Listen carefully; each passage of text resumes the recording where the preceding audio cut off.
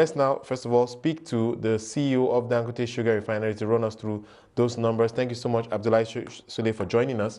Very impressive numbers. If we're looking at especially when you look at it in the context of the revenues. We saw that revenues were flat for the period, but then profits were up significantly. Can you just run us through the factors that were responsible for this? Well, first starting from the revenues actually were as a result of the sugar prices. If you remember, in December 2012, we reduced our prices by about 25%.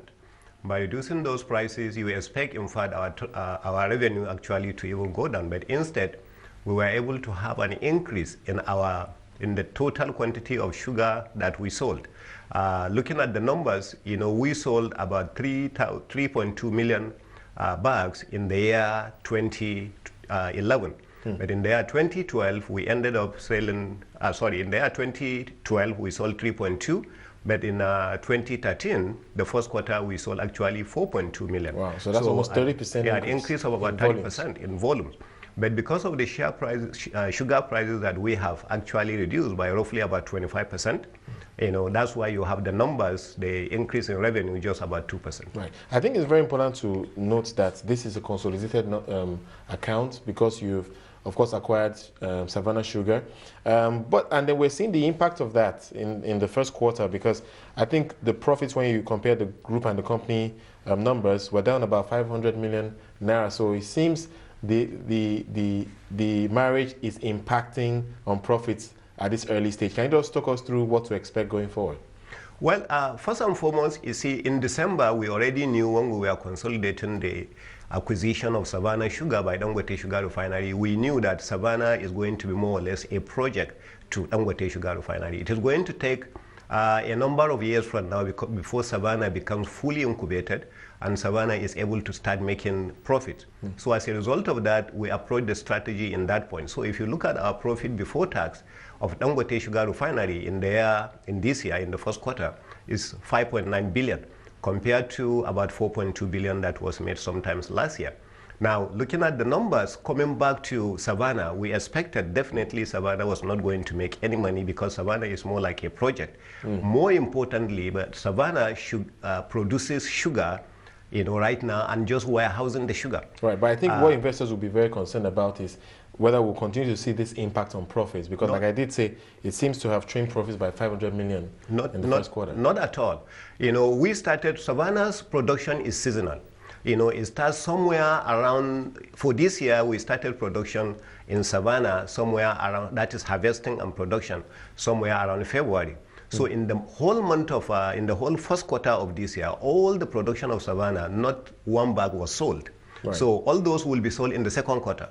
So the second quarter is actually not going to show as negative as what you have seen in the first quarter, because all the production of Savannah will be sold between this May and early June.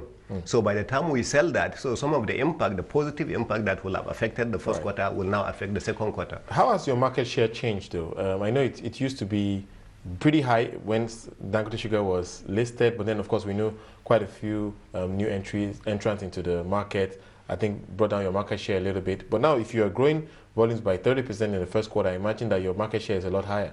Our market shares are higher right now compared to what we used to have last year.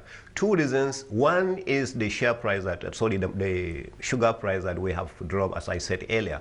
The second part of it is the fact that because there is more consumption, we have been able to kick out all the smuggled sugar coming into the country. Today, we are able to sell sugar in Katsina, in Dus and Ma, in Dus and Wai, most of Kano. If you go to the Kano market right now, you don't see any foreign sugar coming in. So we've been able to do that as a result of our sugar prices. Secondly, we have gone into be able, some of our corporate customers, especially the confectionaries, that used to blend sugar and glucose. Now they blend more sugar than glucose as a result of the reduced prices. So we've been able to go out there and have higher market share, and then there is more consumption of sugar in the market. What's your expectation for the sugar price? Because it's clearly a very positive development for your business right now. Well, the sugar prices, we are taking two different positions. Number one is we expect that the sugar prices are going to be roughly where they are for the rest of the year. Secondly, our suppliers, we were able to come into some kind of agreement with the suppliers to take some level of hedging.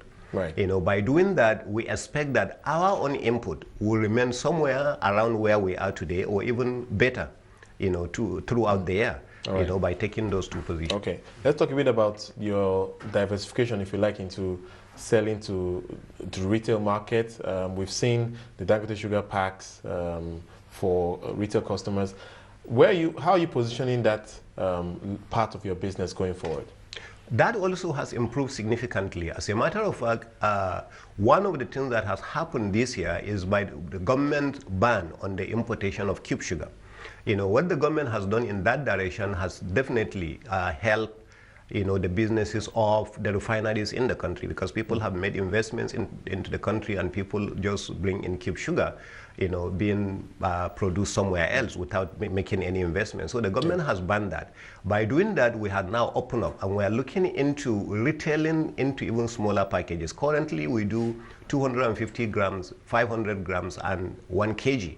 So we have now gone ahead to go beyond what we used to. In the past, we concentrated more and more into some of the small kiosks, you know, the door-to-door that we have done. But now we have gone into a lot of supermarkets. You know, now nearly every supermarket you go here in Lagos, you are able to find Dangote Sugar in there. How big will that be in terms of the percentage of your business compared to, of course, the sales you're making to industries? Will it be like 20%, 30%? We have always, from the beginning of the project, we have almost estimated that market will not be more than 20%. However, because we are also very aggressive in our export, in some of those other countries, you know, like Ghana, right, the Gambia, and the rest of them, they have more of the retail packs than they do of the 50 kg.